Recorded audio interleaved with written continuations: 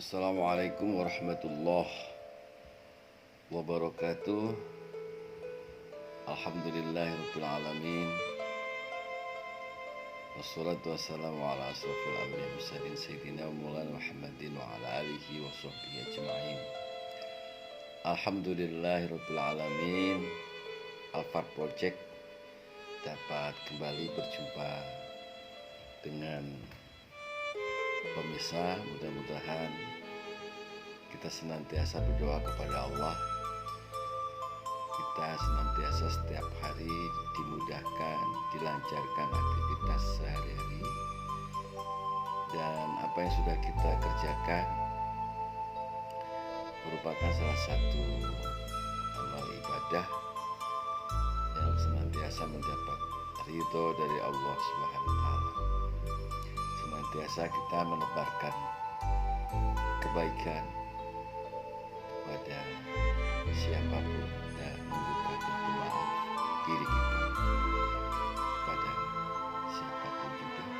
Jadi ini merupakan salah satu bentuk niat tulus ikhlas di dalam kita menjalankan aktivitas sehari-hari. Kita tahu saat ini bahwa Al-Quran, kitab suci kita, Al-Quran itu kurang mendapat tempat yang disukai oleh kita. Meski sebenarnya usia kita yang sudah memasuki usia yang sudah tua sekali, ini perlu menjadi perhatian kita semua bahwa kitab suci Al-Quran itu kan salah satu pedoman kita dalam kita menjalankan agama ini. Tapi kitab itu menjadi sesuatu yang asing kadang-kadang di dalam diri kita, termasuk keluarga kita. Oleh karena itu, bagaimana Al-Quran harus menjadi bagian dalam hidup kita, menjadi jiwa kita, menjadi pedoman betul-betul. Untuk itu harus kita tumbuhkan rasa cinta dan senang kepada Al-Quran. Oleh karena itu, setelah ini kita akan tahu apa fadilah, ya kan? Kemudian keuntungan-keuntungan, pahala-pahala yang kita peroleh di dalam Al-Quran itu. Ini harus menjadi sebuah proses kesadaran. Meski kesadaran ini membutuhkan waktu yang cukup jangka, tapi setidaknya jangan sampailah di tengah-tengah usia yang terus menggerus kita, semakin tua tapi kita menjadi asing. Al-Quran menjadi tidak hadir di dalam diri kita dan keluarga. Di dalam sebuah hadis Bukhari Muslim disampaikan, itu Iqra'ul Quran fa innahu ya'ti yaumal qiyamati syafi'an li ashabi. Iqra'ul Quran fa innahu ya'ti yaumal qiyamati syafi'an li ashabi. Rasulullah SAW bersabda, bacalah Al-Quran, karena sesungguhnya Al-Quran nanti itu akan menjadi penolong di hari kiamat, akan memberikan pertolongan kepada ashabnya. Jadi pemirsa, Al-Quran ini senantiasa kita baca. Kita kan jarang, kadang-kadang sehari seminggu belum tentu baca Quran. Jadi aktivitas tidak baca Al-Quran sehari, seminggu, sebulan, ini kita biarin saja. Sehingga ya ngalir aja, akhirnya ya setahun bisa jadi nggak pernah baca Al-Quran. Ini sebenarnya sesuatu yang lucu dan nggak lumrah lah ketika Al-Quran menjadi pedoman kita. Ketika Al-Quran bisa memberikan syafaat kepada kita. Ini sesuatu yang aneh. Oleh karena itu, memang kita harus sering mengoreksi diri kita sendiri ini. Kalau kita baca Al-Quran, apalagi mengetahui dan memahaminya, itu akan luar biasa. Ya, terasa tidak nikmat kalau kita tidak membaca Al-Quran itu. Seperti yang hadis saya sampaikan itu. Al-Quran itu di hari kiamat bisa menjadi penolong. Gitu loh. Bisa menjadi penolong bagi kita yang membacanya. Oleh karena itu, pemirsa yang saya hormati,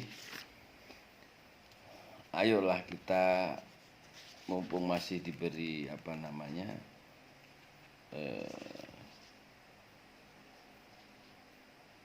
kesempatan oleh Allah, umur yang panjang, masih ada waktu banyak yang bisa kita manfaatkan untuk terus mengevaluasi diri kita, sejauh mana kita ini dekat dengan Al-Quran, sejauh mana Al-Quran hadir di kita dan di tengah-tengah kehidupan kita. Ini menjadi penting. Karena apa? Karena kehadiran Al-Quran di dalam diri kita, keluarga kita, ini juga akan menjadi pintu masuk bagi anak-anak kita untuk juga nanti senang, suka dengan Al-Quran. Al-Quran hadir di tengah keluarga kita, ya. Keren. Nah, itu. Jadi karena begitu banyak fadilahnya. Apalagi Al-Quran sering dibaca di rumah kita. Ya, kita baca misalnya 1 ayat, 2 ayat. Syukur-syukur bisa 1 juz. Syukur-syukur lebih baik lagi bisa khatam. Syukur-syukur bisa hafal Al-Quran. Walaupun tidak seluruhnya hafal, tetapi ada upaya-upaya untuk senang dan mencintai Al-Quran, mengambil hikmah dari Al-Quran, berusaha untuk menghadirkan Al-Quran di dalam kehidupan kita, di dalam rumah tangga kita, di dalam seluruh aktivitas kita sehari-hari. Makanya ya tidak bisa ngaji habis maghrib, habis isya boleh. Atau malam, pada saat kita terbangun malam, kita ambil air wudhu, sholat tahajud, kemudian membaca Al-Quran. Juga bisa. Atau setelah subuh, habis sholat subuh, kita baca Al-Quran.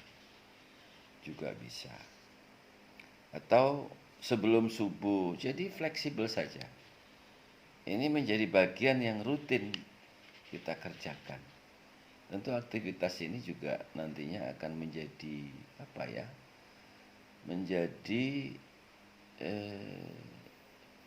aktivitas yang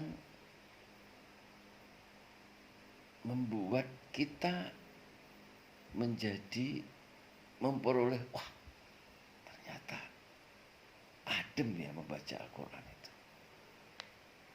sejuk ya membaca Al-Quran itu karena kita memperoleh barokahnya dari membaca Al-Quran itu.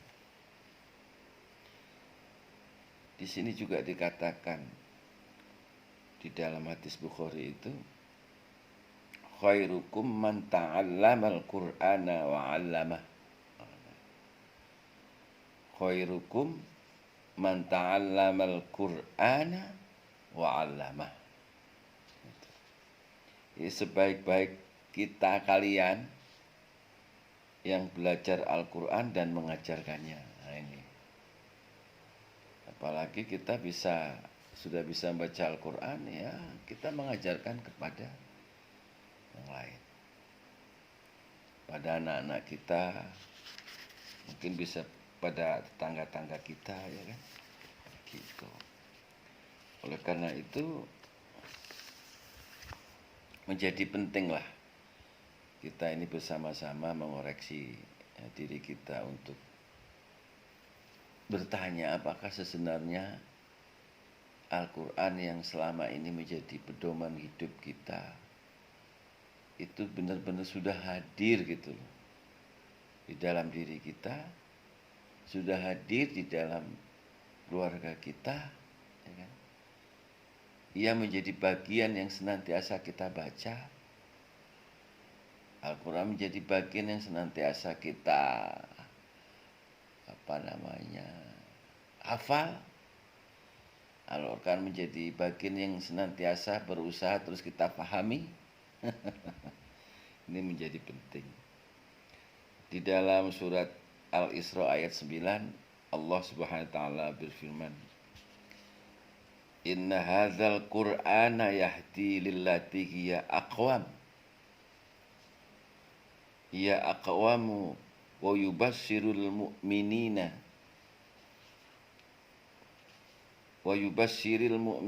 alladzina ya'maluna as-solihati anna lahum ajran kabira.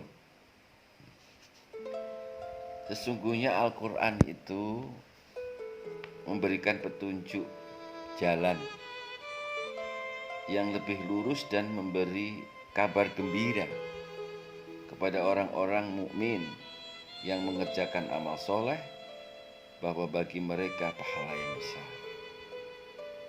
Ya benar. Apalagi kalau kita bisa memahami Al-Quran, luar biasa.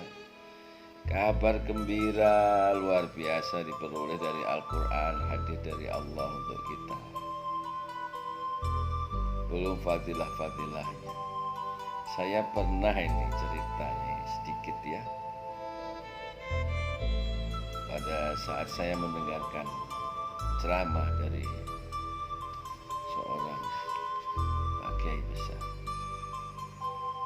Jadi Al-Quran ini dihafal oleh seseorang, surat Al-Waqiah dihafal oleh seseorang.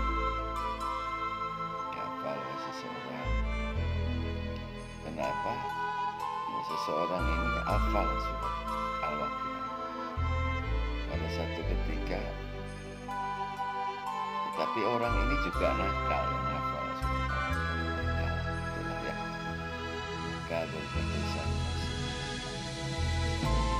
Pada satu ketika anak tersebut meninggal dunia. Malaikat sudah mulai ini anak nakal untuk mencabut nyawa, diinjek kali gitu ya, karena nakal sih mencabutnya, diinjek nyawa.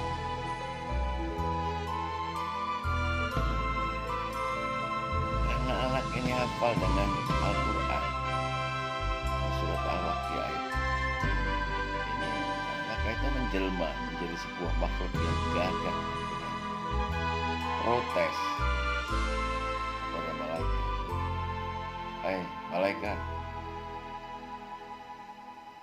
berani-beraninya kamu mau nginjak saya ya, menyebut saya.